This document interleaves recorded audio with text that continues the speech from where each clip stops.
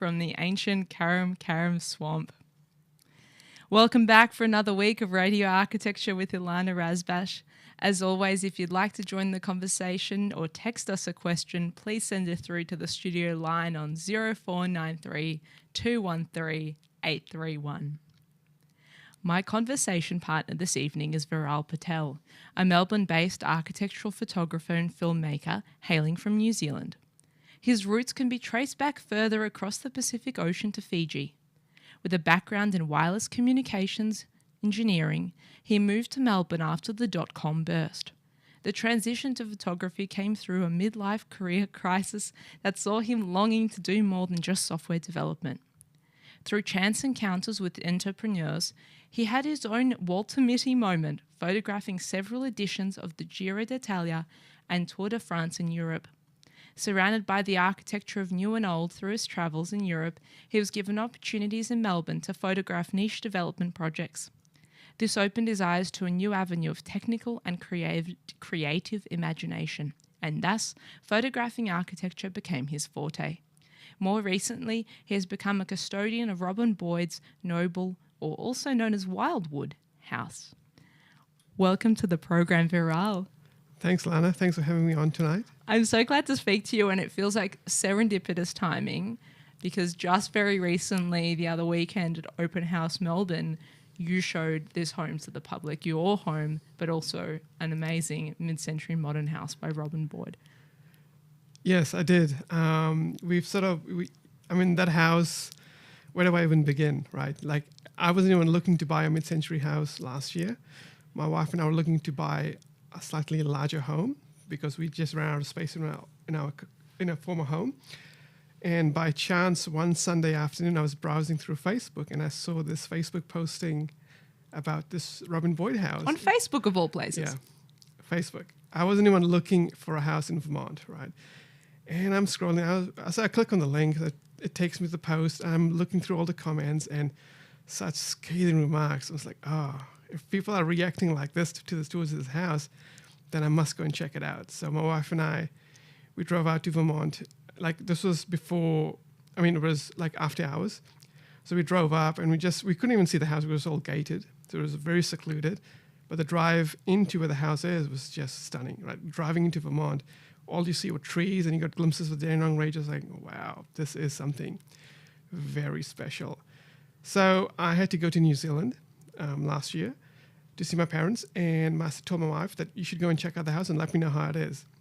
So I got a text from her saying she's visited the house. She said, as soon as you come back, we have to go because you are going to love this house. So as soon as I got back, we checked the house out, and I was like, holy smokes, this is insane.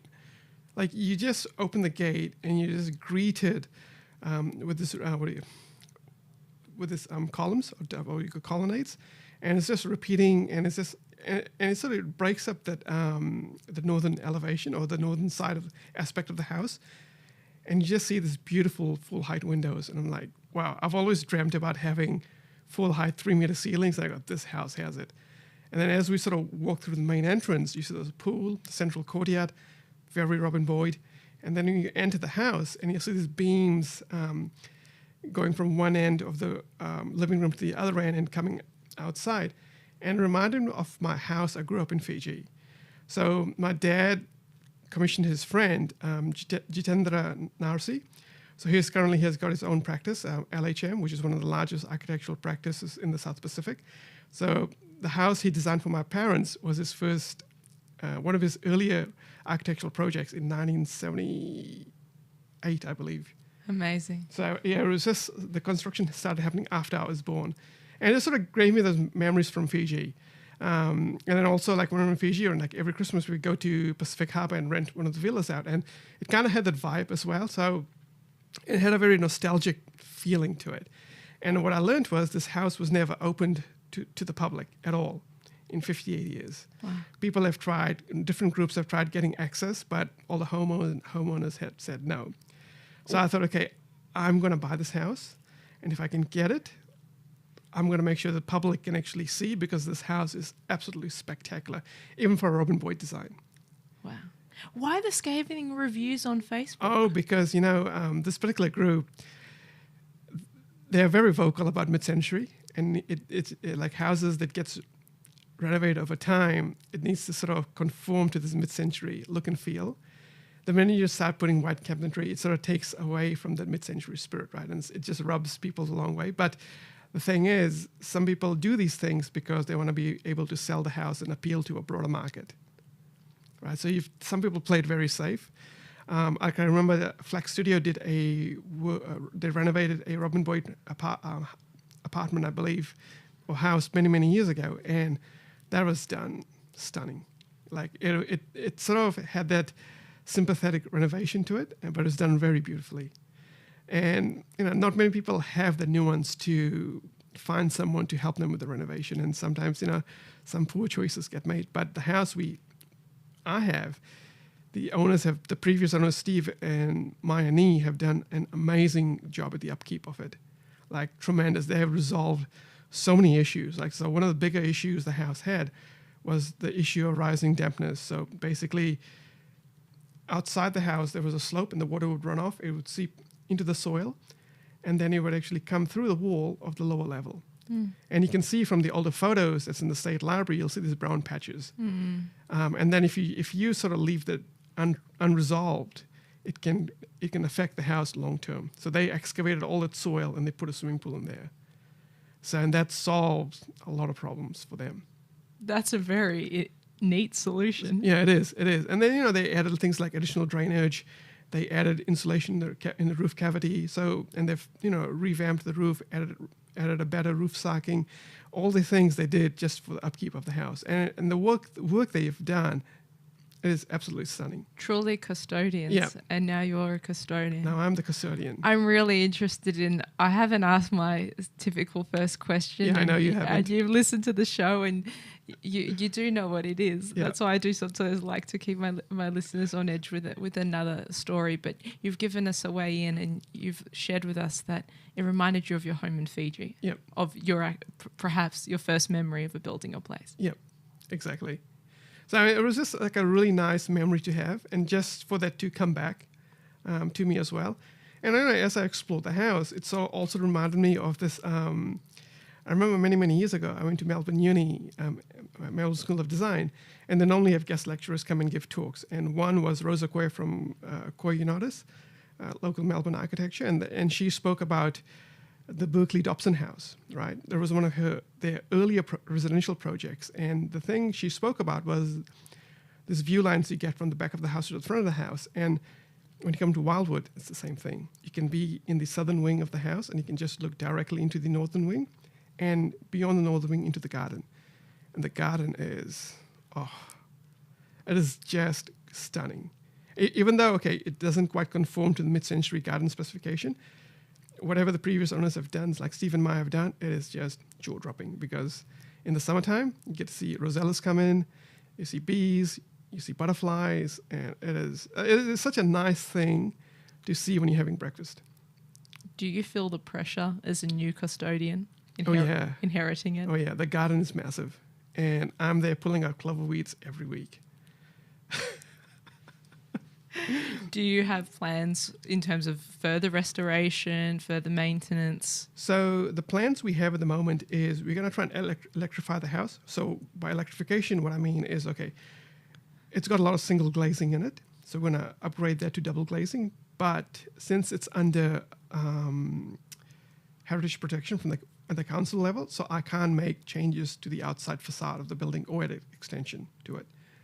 So in terms of adding double glazing, I have to get permission from the council. The council's already been inside the house. They've already, they've sent one of their, what's the term? One of the councillors visited you during open house. No, she did. But there's another. They basically look after all these heritage homes, right? A heritage consultant. So he came over and he was just blown away with some of my plans for the house, and he said that, look, you've got enough width in the window to take those single pane of glass and put a double glazed unit in. Yeah. So that's done. So now I just have to find someone who can help me do all that.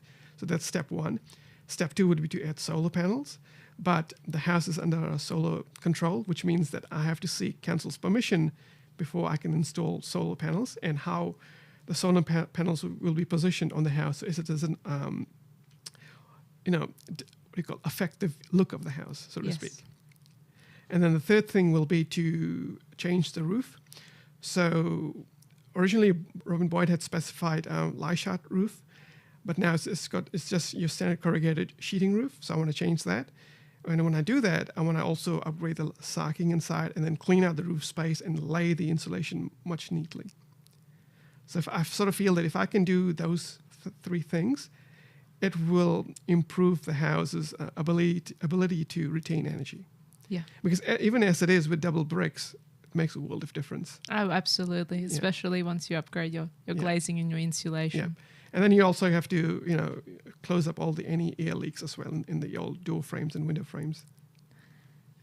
It's so beautiful to hear your story about your plans for being a custodian. Oh, of course, naturally, it comes with the responsibility of owning a home by master architect Robin Boyd. But this is the mindset I wish more people would have. And I wish we could share with people more and set that example. So it's so phenomenal and generous and incredible that only a year in the home really, and you've already opened it up to the public. You've barely settled in yourself.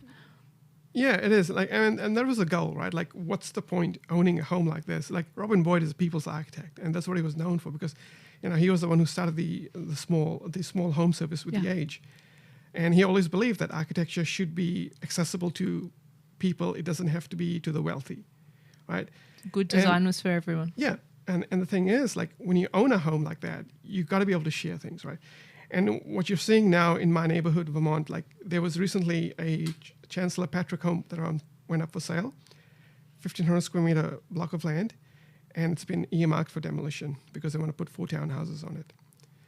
I mean, you lose this heritage, right? And the one way I can sort of upkeep, Australia's architectural heritage, like mid-century architecture, is to actually, showcase my own home to people once in a blue moon to say, okay, come in and have a look at what a good mid-century design is. Now, what attracted me to my house is the limited palette. So by palette, I mean, the limited amount of materials the house was used to construct. So the 3 things stick out: glass, brickwork, and timber. Yeah. And like if you come to the lower level of the house, which is known as the kids' playroom, you'll see this beautiful exposed timber structural beam. And it is so nice to see something like that. I mean, okay, most people won't understand, the point of it, but it's just a beautiful thing to see. There's no steel being used, right? And it's such a humble material. And very easy to maintain, all 3 of these materials. As you say, you're able to retrofit the windows, keep the original frames. Yeah. But it just makes you appreciate how simple, even though a brick is such a simple building material, what you can do with a bit of imagination, what Boyd had done for the Noble family, it is unbelievable.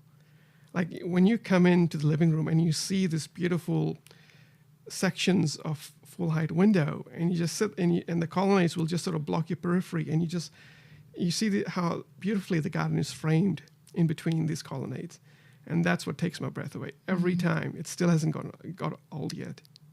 What's your favorite thing about living in the home? What's your favorite moment? Favorite moment is in the morning and the evenings. I can hear the kookaburras. So again, kookaburras is also a story. It's just, so when I was a kid growing up in Fiji at school, I remember 1984, we were in class and this group of teachers came into my classroom, and they were exchange teachers from Australia, right? And one of them took an arts class and she sketched a portrait of a kookaburra, and I can still remember that. And that bird has fascinated me since I was a kid. Because we don't get birds like that in Fiji, right? We just see parrots, your basic birds. But the beak just kind of completely captivated my imagination. And then I remember when I moved in last year, I was having coffee first, like maybe 6:30 in the morning on Sunday, and I heard the call of a kookaburra. I was like, oh my God, I feel like I'm in Australia. Even though I've been living in Australia since 2001, I finally felt the call of the kookaburra it just sort of cemented everything. The proper leafy green setting. Yeah. Being amongst the bush. Yeah. So every evening, every morning, I can hear the kookaburras, and it's such a beautiful thing.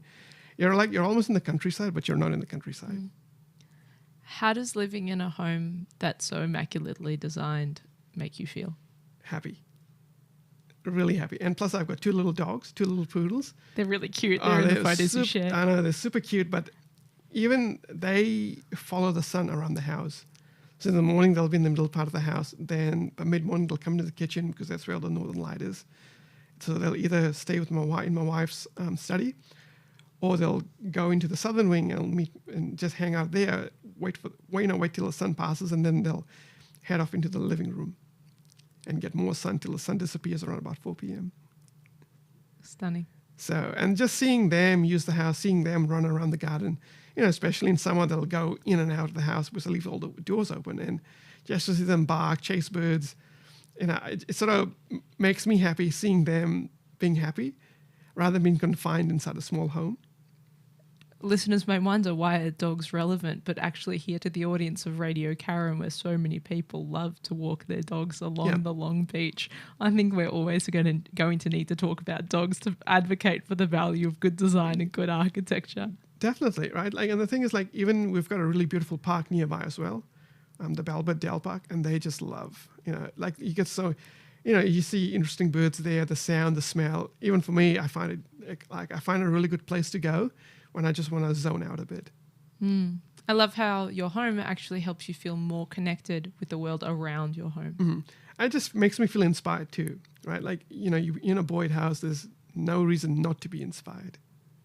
And then each time I go put my bins out and bring my bins in, or I walk through the front gate, I still can't believe I actually live inside a Boyd house.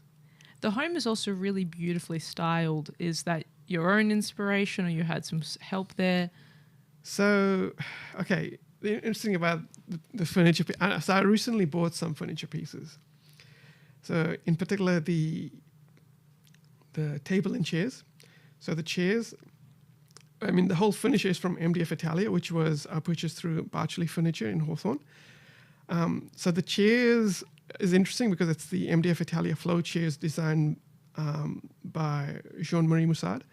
He's a French architect. And I remember the first time I got into trying to think about photographing architecture, I came across an old John Wardle project.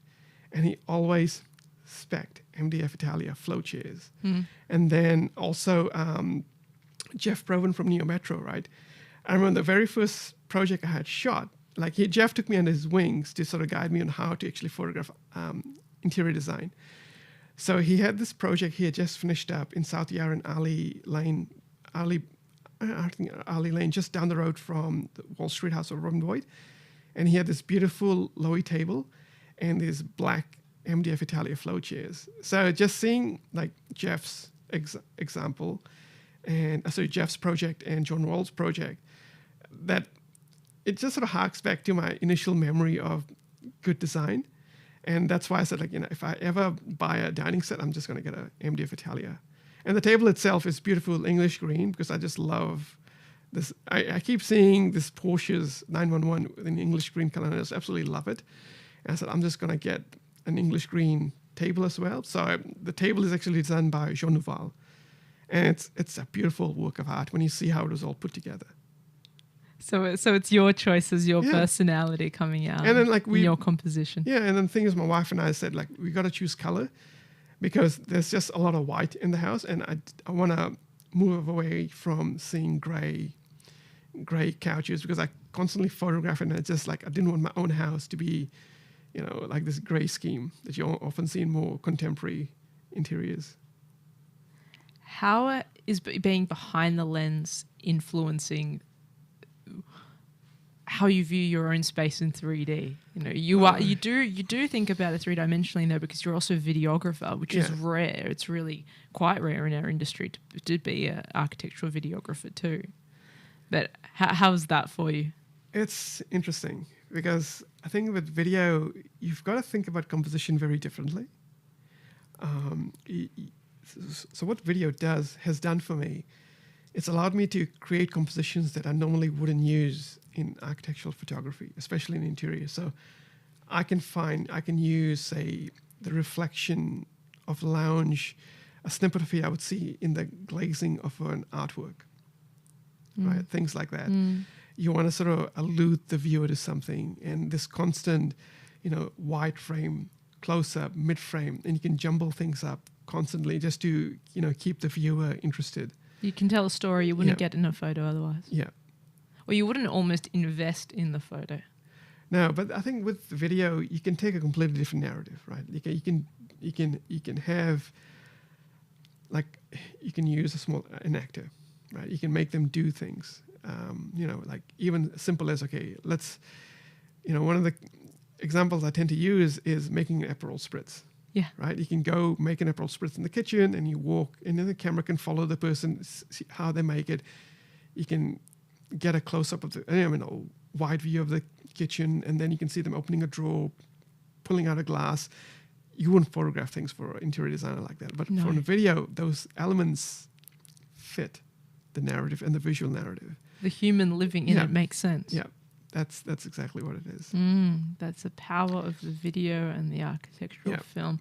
I want to, before we go too far into your practice, into your work, I want to ask about the beginning, because you have, as your self-described Walter Mitty story, you have this moment of just quitting software, quitting the tech world, and deciding you're going to photograph cycling. Yeah.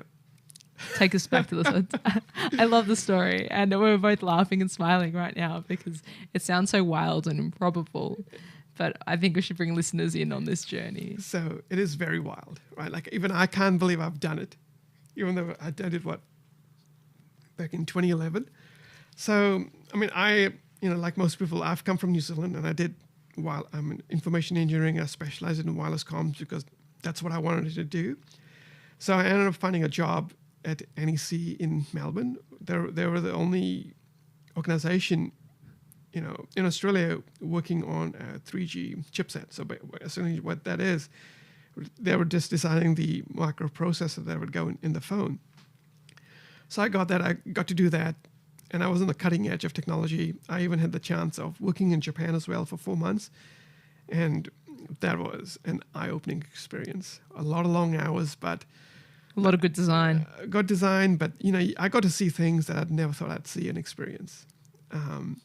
Working in an underground lab, seeing there was another lab just down the corridor from me where I normally used to work, and they used to manufacture satellite componentry. So it would be an airlock room. You'd see people walking through this airlock, getting cleaned. All the dust gets extracted from this, and they're in white suits, and putting together this delicate satellite instrumentation.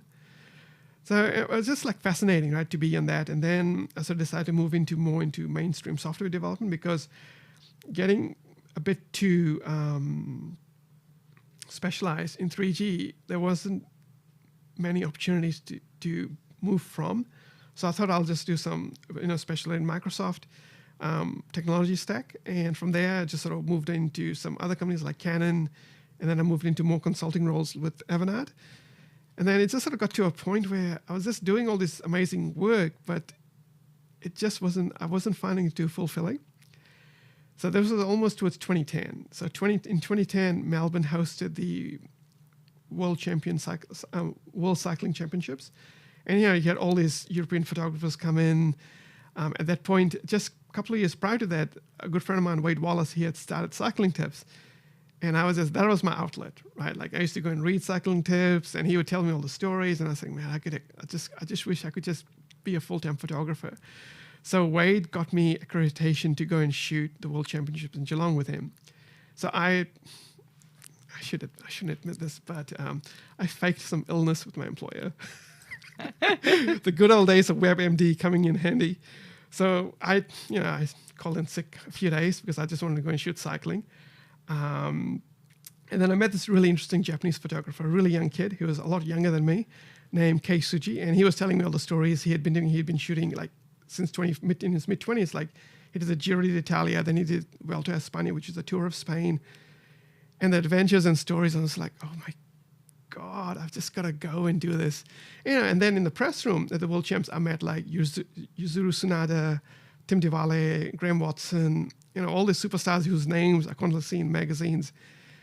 And like, they're all there, and you see all the cycling superstars as well. And I was like, oh man, like, I really got to do this.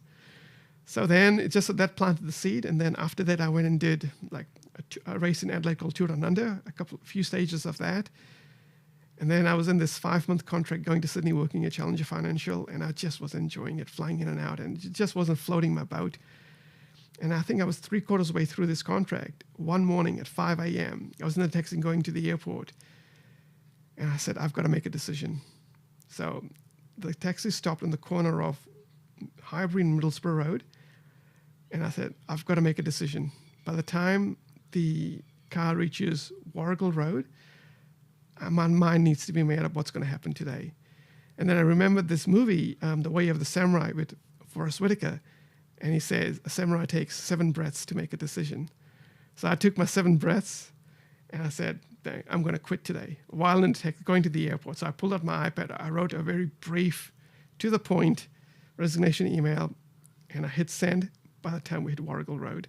All done and dusted. And then I get on a plane, get to the client's office, and my phone would not stop ringing.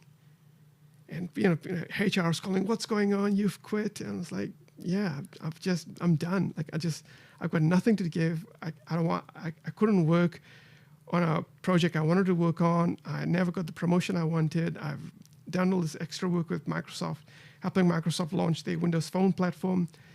I worked on a side project with my colleagues in UK, Microsoft and UK Rail that didn't get me anything. And I just said, that's it. I've got nothing else in my career, in my IT career I want to achieve, and I want to pursue photography. So I resigned, and then I said, I've got to get my accreditation sorted out for the Giro d'Italia because I want to do an Italian race because everybody else goes through the Tour of France and it's just so commonplace, and I wanted to go do the Giro because the reason I chose the Giro was I love this Italian cycling brand called Campagnolo. I'm absolutely in love with this brand. So, and my goal was I was going to try and shoot cycling races in Europe for 2 years, and I wanted to win Campagnolo as a client. So I went and did the Giro, and boy, what is a learning experience. I was absolutely petrified. I remember I did a crash course in learning how to speak Italian. I fell asleep in class. And then a few days later, I was on a plane to Italy. So then I had my second crash course in learning Italian, which was watching the Godfather trilogy on my way to London. So I get to Torino, and I see the way people drive, and I wanted to fly back to Melbourne. I was petrified.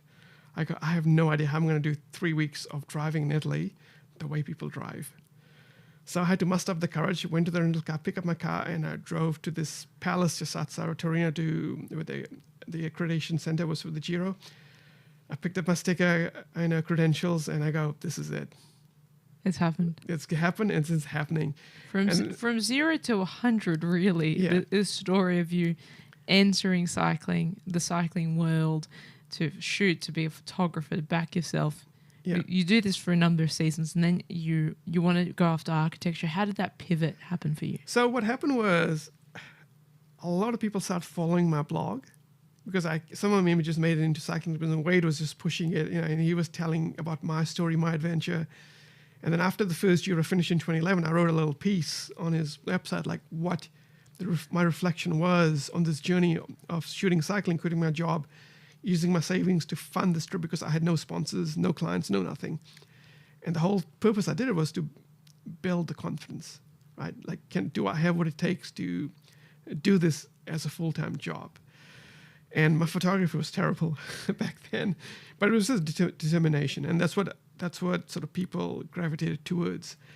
And what happened was there was this group called the Chain Reaction Foundation, and they were just a charity organization with all these corporate guys doing cycling, raising money for the Starlight Foundation.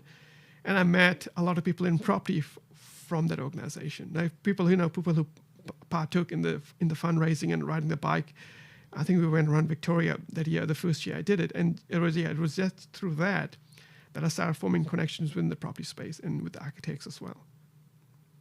Tell me about the first job that you ever photographed, the first architecture you ever photographed. The first project, geez. Gosh. I think I would say it was like I said, it was Jeff Probin's project, right? He just got me in, look, come and shoot this, and then I'll give you some pointers on how to improve. And like his apartment was so beautifully furnished, right? And it was absolutely immaculate. And his daughter did all the styling, and I was just like, oh my God. Like I didn't even know all these furniture brands, so it was just a lot of learning to do. And it went okay, but Jeff sort of, I didn't. I think like at that point Jeff was working with Derek Swalwell, and Derek's images was just jaw dropping, right? When I saw them, and I saw what he did in this apartment, I was like, oh god, I'm so far off. But it was just rinse and repeat.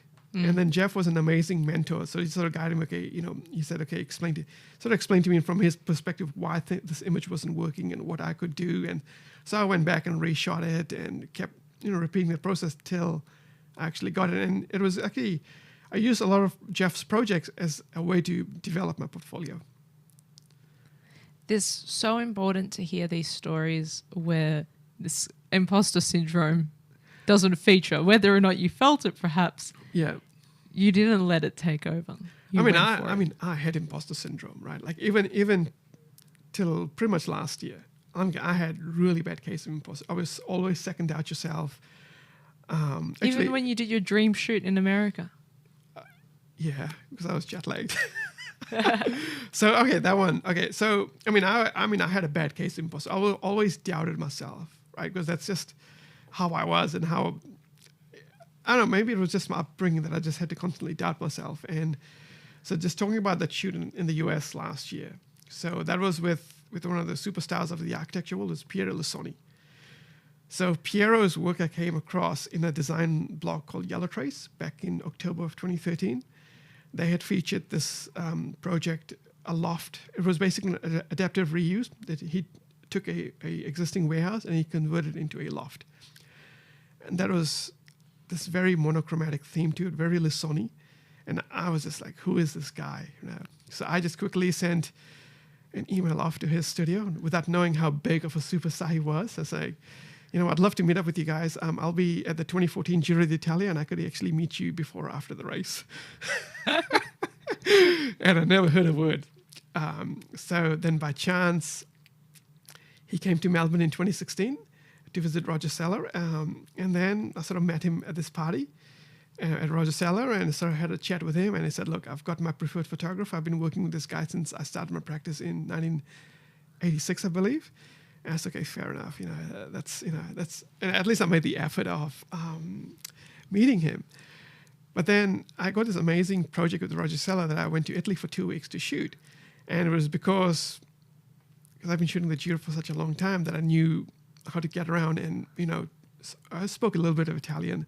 And I could, speak to the people and do my own organization, of hotels and transportation. And so Roger Seller said, look, you can go and shoot this project for us. So I was at the factory of Lemma Mobili in Brianza near Lake Como. And the marketing director, Maurizio, came up to me, hey, Piero's here, let's go and take some pictures and it'll be good for your project. So I was like, oh my God, Piero, listen. So Piero was presenting his new design for Lemma Mobili. He was with the technical design director and the CEO. So I couldn't get a word in, but I took some pictures. And then those pictures just sat in my archives. So back in 2022, my wife was going to Boston to do a presentation at a conference. She said, why don't you come to US with me? You can come to Boston for a couple of days, spend a couple of days in the US, in New York, and, go and check out some architecture. So, that sounds like a good plan. So then I said, who do I know in New York? I know Piero's right-hand man in New York. So because I reached out to him back in 2018. And I said, look, this is what I do. I'd love to come and meet you because I went to I saw the work Piero did for Fantini. And he was very good friends with Daniela Fantini. So Fantini they designed and manufactured a really beautiful tapware. So Stefano, who heads Piero's New York office, said, okay, next time you're in New York, let me know. So I said, 2022. I DM'd Stefano, and Stefano said, yeah, sure, come down. And then the oversight I made with trying to plan a trip with my wife was I just got a new puppy. And I couldn't find anyone to look after my new puppy, so I had to can my trip to New York. And Stefano said, okay, that's too bad. Why don't you come in November? Because I can get you 1 hour with Piero Lissoni. I'm like, damn, 1 hour with this guy? Because I know from Maurizio that how busy Piero is and how many people want to get his time. So I said, okay, let's do it. I'll come in November. So a week before the appointment, I said, Stefan, is the appointment still on? He goes, yep. And then 3 days, I still haven't bought my tickets at this stage. I always buy my tickets at the last minute. And 3 days before, I said, Stefan, is it still on? He goes, yep. Okay, Stefan, I'll see you on Friday. So it was Tuesday I asked, Tuesday night I got my tickets, Wednesday morning I flew out. Now, as I was leaving home, I remember those images of Piero I took at Lemma. So I quickly went through my archive drives, dumped into my drive, off I went to New York. And then Friday morning, so Friday afternoon was the meeting at 4:30 p.m. Friday morning, I woke up and I was nervous wreck. The only thing I could take down was an espresso. And I was just nervous. My stomach was tuning all day and I just wanted to vomit.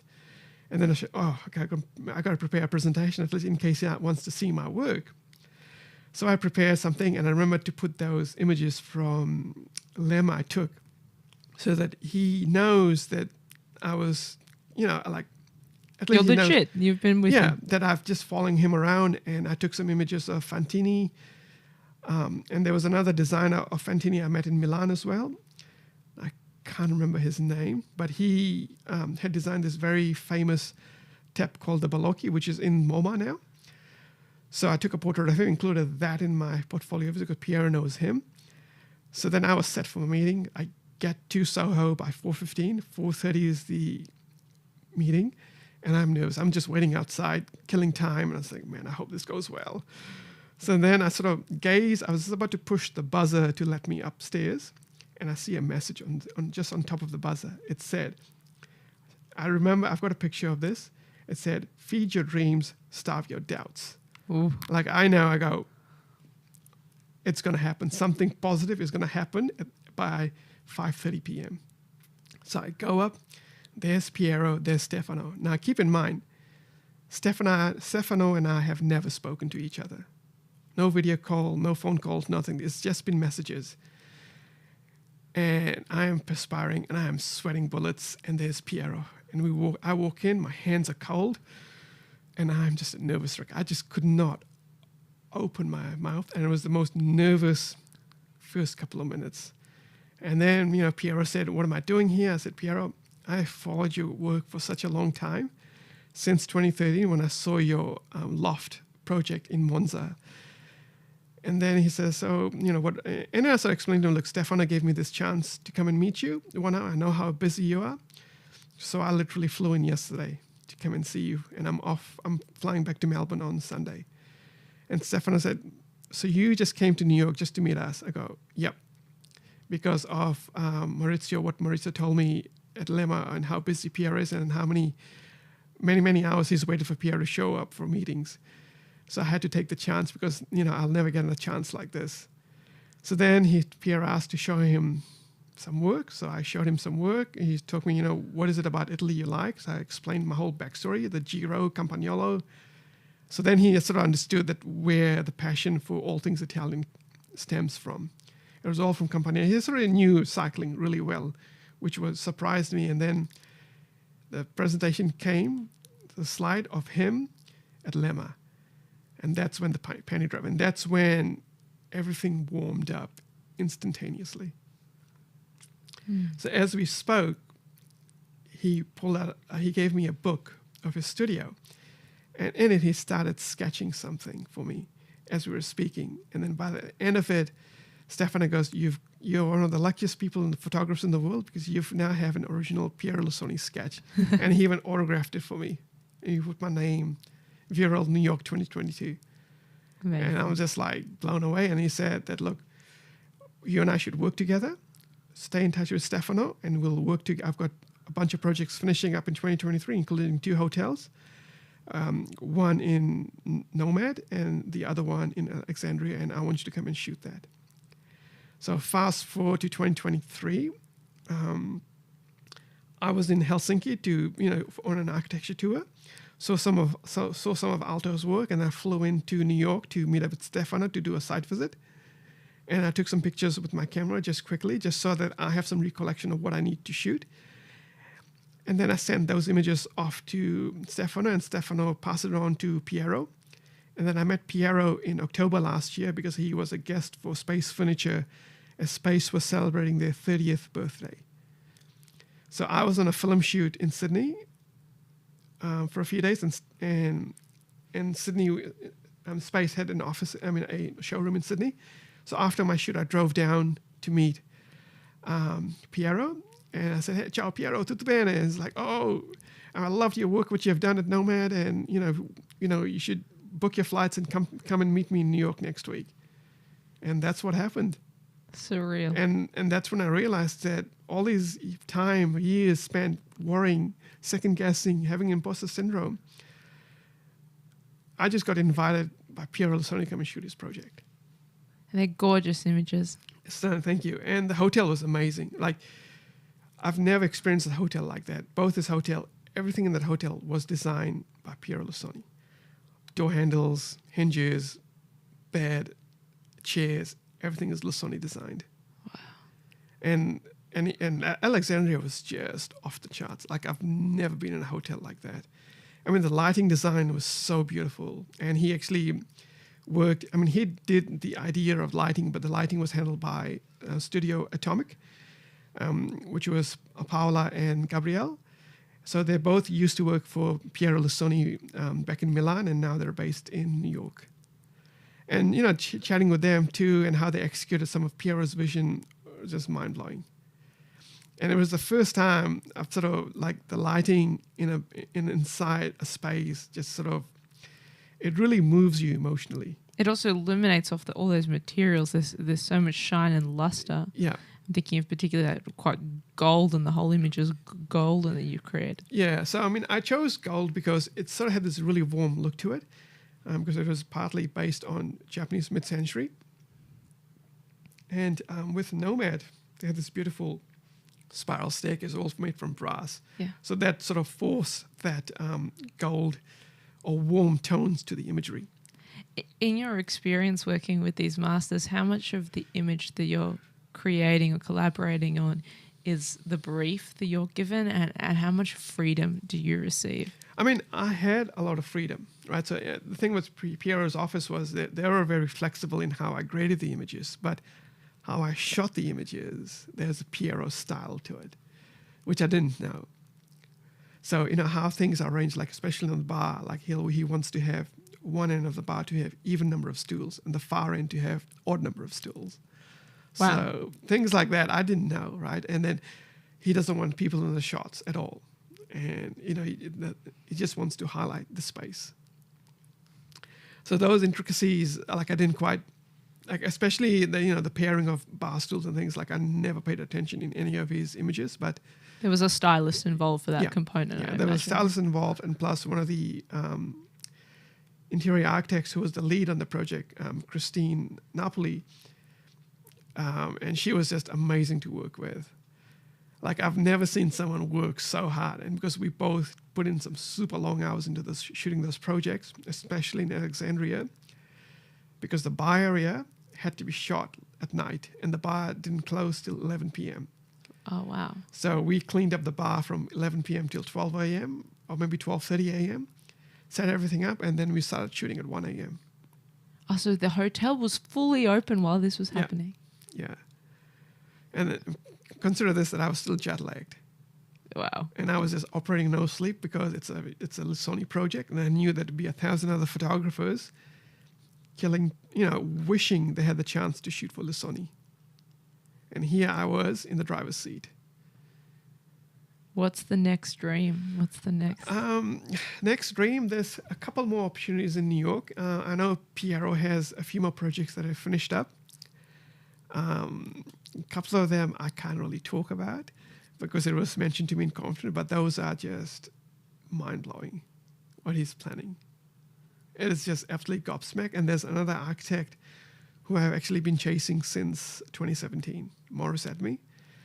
He's another phenomenal architect, and we're trying to decide. There's a project he's got in mind he wants me to come and do a video shoot for in Atlanta. So we're trying to get the ball rolling on that. Very, very exciting. Yeah. I think, and the other thing was, just to add, right, I sort of, so you know how you interviewed Pragya Gupta last month? We had a right? wonderful conversation, yes. And she mentioned that she had started this not-for-profit organization called MAP, Multicultural Professionals in Property. Yeah. And I went to her inaugural launch in May, And I met this wonderful woman called Fabiola Campbell. And her closing words of that opening night for MAP was, have confidence in taking risk, right? When she said that, it made me realize what I have done since 2011, Giro, Pierre Lusoni. It was all about building that confidence in risk-taking. And I have this addiction, right? I mean, and that's why I went to New York on a whim in 2022, because what I got to lose, nothing. And what I have to gain, a lot, right? So what, the meeting got canceled. I would have just gone out in New York, hung out and seen things, or it was still a win for me. And the way I sort of see it is like, even if I got to New York and he canned on me, like I've done what I could. I didn't ask for a Zoom meeting. I just said, I'm going to come and see you in New York. And that's the thing, like you just got to be super confident in taking risk. And that's something Piero sort of talked about, because when I went to shoot his projects, he just launched a new book, and he was being interviewed by Cindy Allen at Rizzoli Bookstore. And the point he made was he evaluates who he wants to work with, or his clients. And he wants to see how much risk they take in their own work. And that's when it all dropped in May. Like, okay, the only reason Piero worked, gave me this opportunity because I flew out without any expectation. He respects the risk and the bravery that you showed. It's truly amazing to hear these sort of stories, and I think really inspiring and heartening for listeners as well, especially in such a risk-averse profession like architecture. But there's creatives out there who aren't sure what to do, who are sitting perhaps on the precipice of an idea, of this moment, and then in a way that this whole journey comes full circle, because your open house and your home that you're a custodian of and opened up so generously has received huge attention and huge acclaim.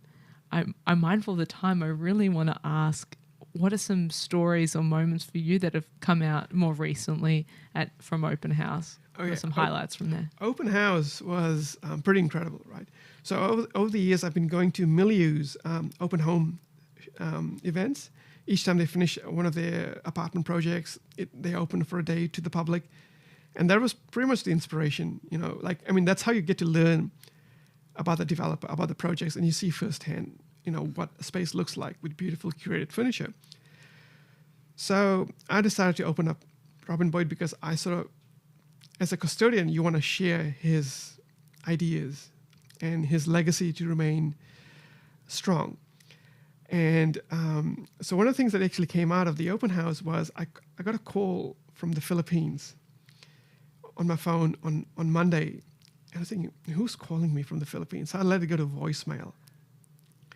So then I played the voicemail, and there was a voice saying, "Hi, Veeral, I saw your article in The Age."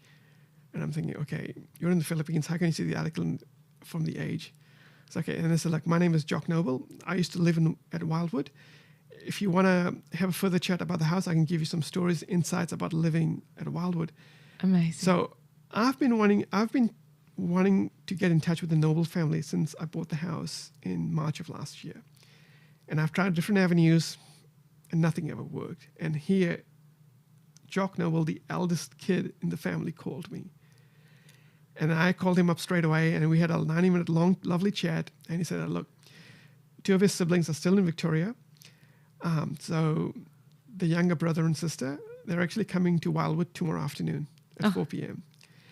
And as a result, their neighbors, the Lillywhite family, they became the second owners of the Haggerty House in Ringwood East, which is currently owned by local Melbourne architect Craig Tan. So they are coming in as well. And my local ward councillor, Councillor Prue Cutts, she's coming over as well. So there's going to be a massive reunion tomorrow at 4 p.m. at Wildwood.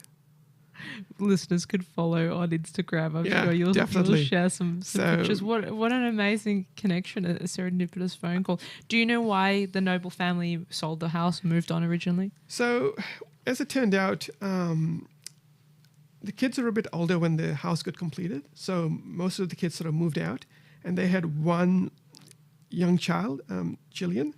So Nobles found the house to be a bit too big for them and the little girl. So they decided to sell the house, and they bought a block of land in Seville. And Ian Noble, he designed this house and built it. So Ian had owned a construction firm Okay. back in the day. Was he an architect or a builder? He was a builder. He was a civil engineer. Okay. So he served in the Australian Navy for a little while, and then he went to university to study civil engineering. And from civil engineering, he started his own construction company, and he was just working on projects like road works and dams. And one of his more notable projects was the redevelopment of the Holden Test Track at Langley. He's actually a very smart man, because what a jock told me that his dad was also sat on the board for the metric conversion that took place from 1981 to 1988. The metric conversion, what's that? The metric from from imperial to metric. Ah. So, that I didn't know at all.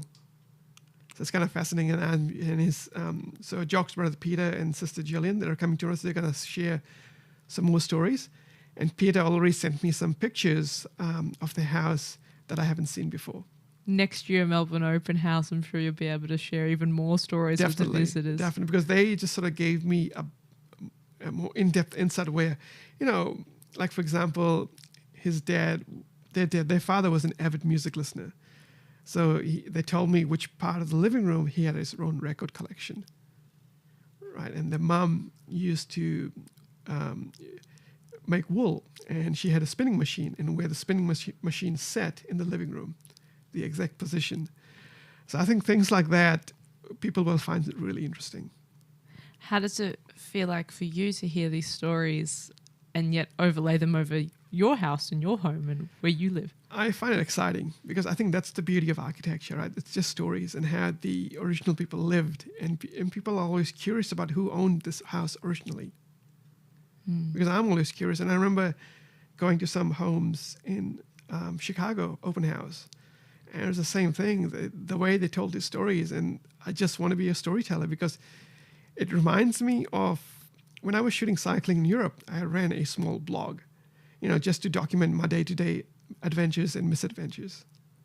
And people were just enthralled with the just seeing what happened in my day. And the same thing applies to homes. People are always curious. They want to know. It's all about that human connection. It's all about the relationships. Yeah. So finding that so much as this show progresses. We're in our 57th conversation now. How important the people are who live in the homes, who make the architecture tick. If it's a public building, who are the ones that drive it and keep it going.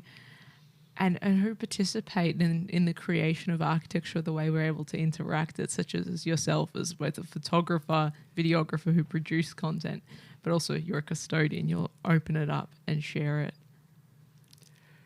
Yeah, I think the custodian part is now weighing on me very heavily after the success of Open House.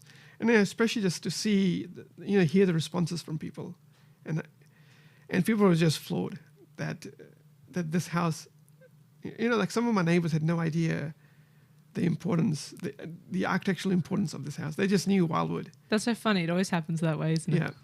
So I'm a bit of a celebrity now in my neighborhood. The hero of Vermont. Yeah.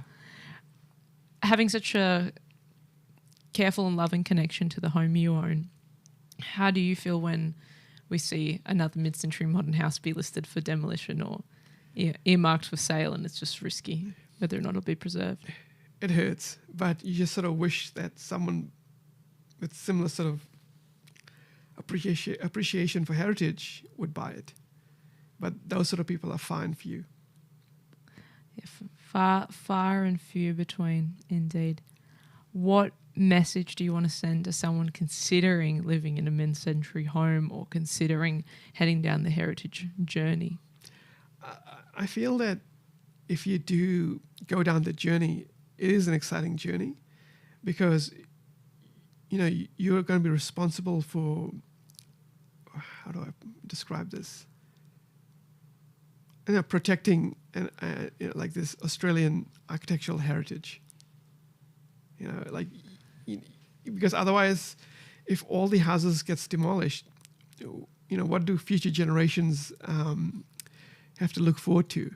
So the thing is, like, when I had my open house, there were a lot of architectural graduates coming in. And they were just fascinated. And I think these up-and-coming architects, people who are aspiring to be architects, it's important for them, for a chance for them to actually see these homes, where the great architects have actually created. So, there was a father and daughter were supposed to come in, but the daughter got sick, and the daughter she's in final year of school, and she wants to become an architect. So, what an amazing visit! What important inspiration! That's the thing, right? Like, that's why it's so important to hang on to these homes, because it's going to affect someone else's perception of architecture. Here. That's a perfect point from which to ask my last question. Yeah. And that's what gives you hope. What gives me hope? Okay, I knew you were going to ask me this question. Yeah, everyone knows about this one. I have prepared you an answer for this. So, a few days ago, an American athlete, Kirsten Faulkner, she won the gold medal in the women's road cycling event in Paris. Now, her story is really fascinating. Yeah. So she was born in Alaska.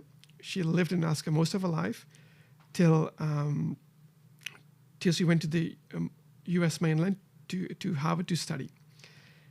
So after her study, she moved to New York to work in a venture capitalist firm. And then she always maintained a very active lifestyle, even while growing up in Alaska. So she decided, okay, I want to stay fit. What can I do? I've never ridden a bike in my life. So she's an adult by now. She was a college rower in high school. Yeah, exactly. And then she sort of transferred into cycling because she just wanted to stay fit. Yeah. So she borrowed a friend's bike and took a class on how to ride a bike in Central Park. And then she got addicted to cycling. She spent a couple hours before work. And then, a spot opened up in the, in the women's road race team, because one of the other athletes decided to do some other cycling event. So someone gave her a spot, right? And now she won a gold medal. And keep in mind, she picked up cycling 7 years ago. As an adult. Right. Purely serendipitously. It is. But the thing is, like, she took a risk. I mean, she took upon something new. She had her own insecurities about pursuing this, right? But on the other side of the table was someone who saw something in her to give her a spot in the Olympic team.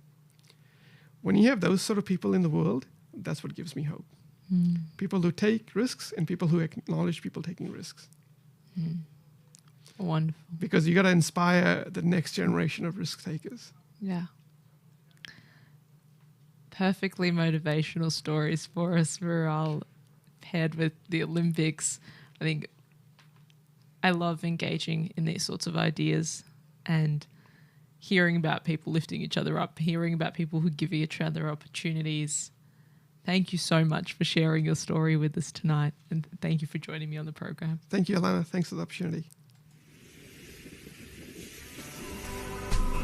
Thanks for joining me for another evening of Radio Architecture with Ilana Razbash.